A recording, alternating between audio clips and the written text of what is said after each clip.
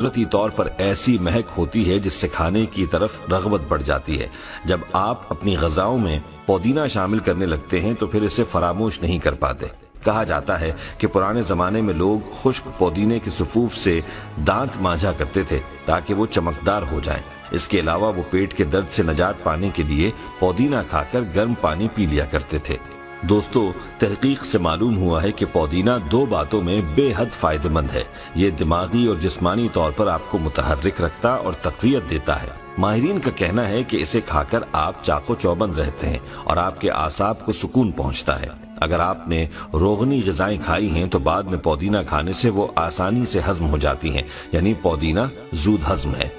پودینے میں vitamin E کا بہت بڑا خزانہ ہوتا ہے جس کی وجہ سے یہ خون کی شریانوں کو فعال کرتا ہے۔ اس کے علاوہ پودینے کو بلغمی، کھانسی، نزلہ، زکام میں بھی قہوے کی طرح پیا جائے تو جلد آرام محسوس ہوتا ہے۔ اس کے علاوہ معدے کے امراض کے لیے یہ علاج اکسیر ہے۔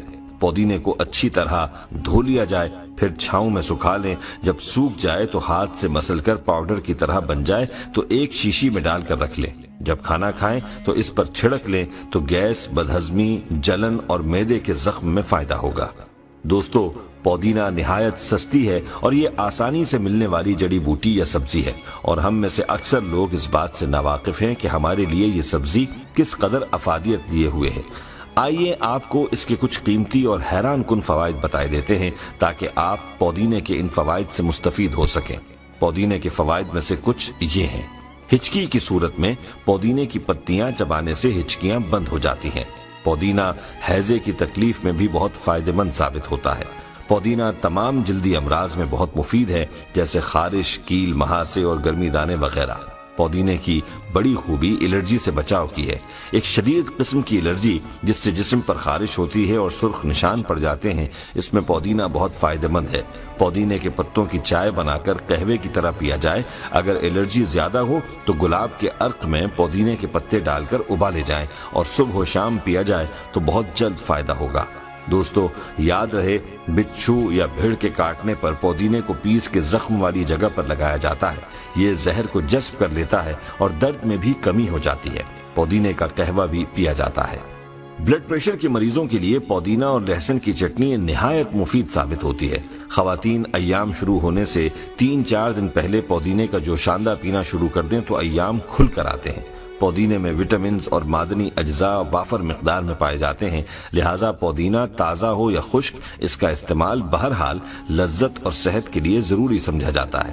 ایسے افراد جو گردے اور مثانے کی پتھریوں سے پریشان ہیں، انہیں پودینہ کھانا چاہیے۔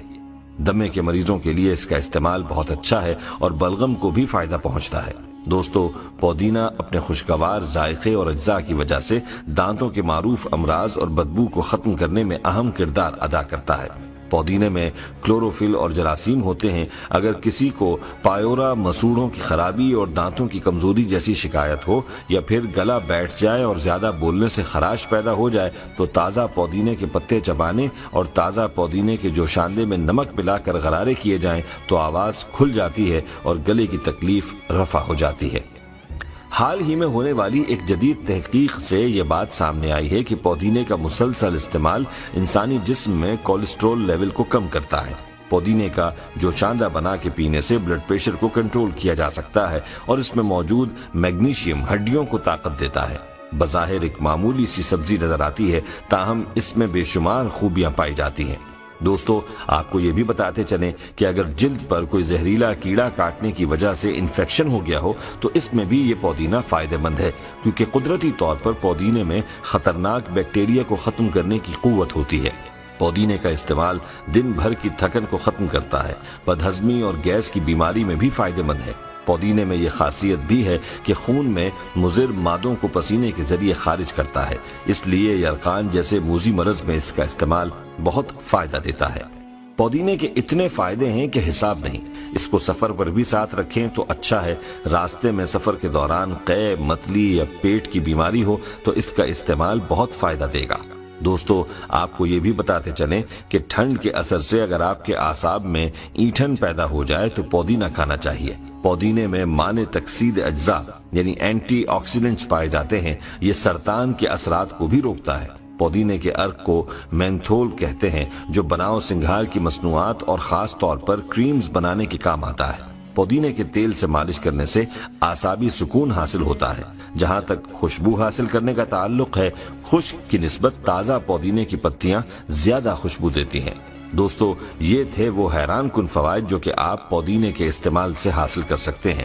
آئیے اب آپ کو یہ بتاتے ہیں کہ احیاء العلوم میں ایک روایت ملتی ہے جس کے مطابق کہا گیا ہے کہ آپ صلی اللہ علیہ وسلم نے پودینے کو پسند فرمایا ہے، اور پودینہ ان پودوں میں ہے جس کا ذکر قرآن پاک میں بھی آیا ہے۔ دوستو، ہماری آج کی اس گفتگو سے آپ نے یہ تو جان لیا کہ پودینہ ایک بہت ہی فائدہ مند جڑی بوٹی ہے، اس کے بے شمار فوائد ہیں۔ ہمارے ہاں پودینے کا سب سے زیادہ استعمال چٹنی بنانے میں کیا جاتا ہے، اس کے ساتھ ساتھ اس کو چائے اور چاٹ اور بہت سے دوسرے پکوانوں میں بھی استعمال کیا جاتا ہے۔ اس لیے ہم آخر میں آپ کو گھر میں پودینہ لگانے کا طریقہ بتاتے ہیں۔